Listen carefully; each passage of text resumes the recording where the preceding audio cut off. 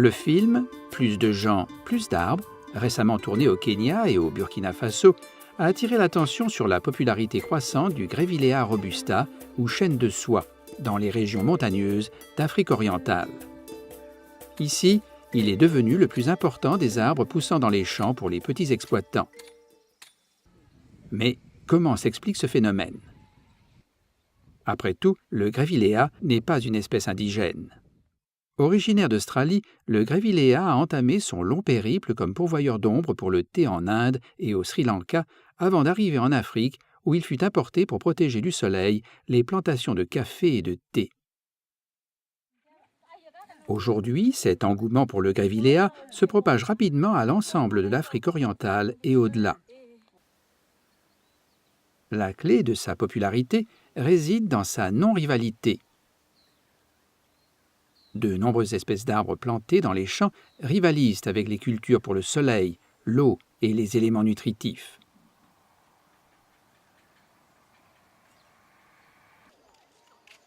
L'eucalyptus en est l'illustration.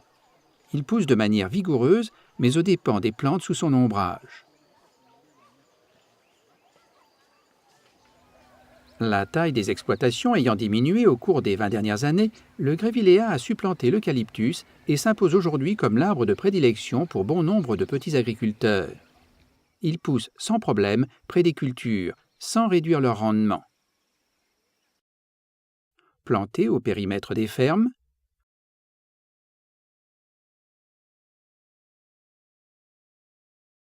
ou le long des courbes de niveau, il peut créer l'environnement de conservation idéal d'un système productif.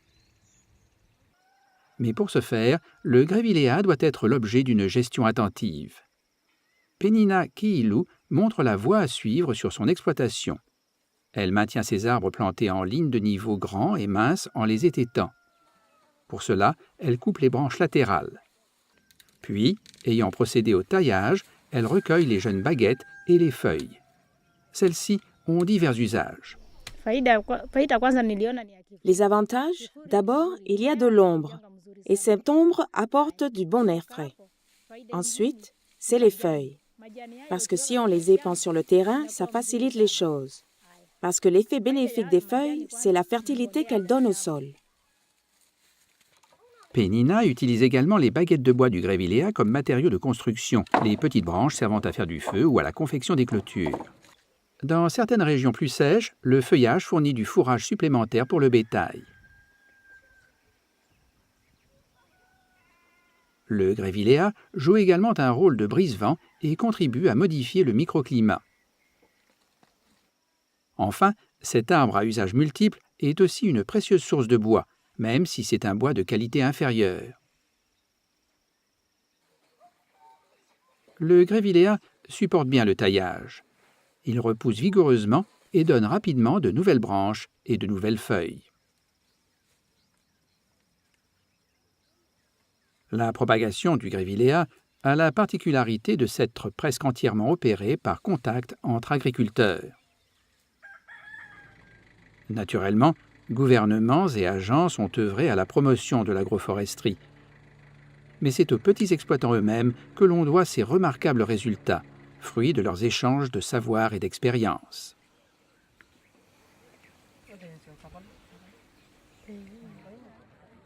Et ils ont été aidés par les pépinières privées. Ici, au milieu de la ville de Machakos, des femmes vendent des arbres à planter élevés dans leur propre pépinière. Des manguiers et des avocatiers greffés, des citrus en bourgeons, et le plus demandé de tous, le Grevillea robusta ou chêne de soie. C'est avec de tels plans que Penina a démarré. J'ai acheté mes premiers arbres à Machakos. C'était des plants élevés en pépinière. Maintenant, quand je veux planter, je prends des graines et je les fais pousser. Et dès que ce sont des plants assez robustes et que les pluies arrivent, je les plante dehors. Le Grevillea robusta n'est pas une espèce exotique agressive ou envahissante, loin de là. C'est un étranger bienveillant qu'on a accueilli les bras ouverts dans les petites exploitations africaines. Les systèmes d'agroforesterie sont la clé de la capacité de résistance, et le Grevillea fournit un des meilleurs exemples de la façon dont peut se propager une bonne idée d'agroforesterie.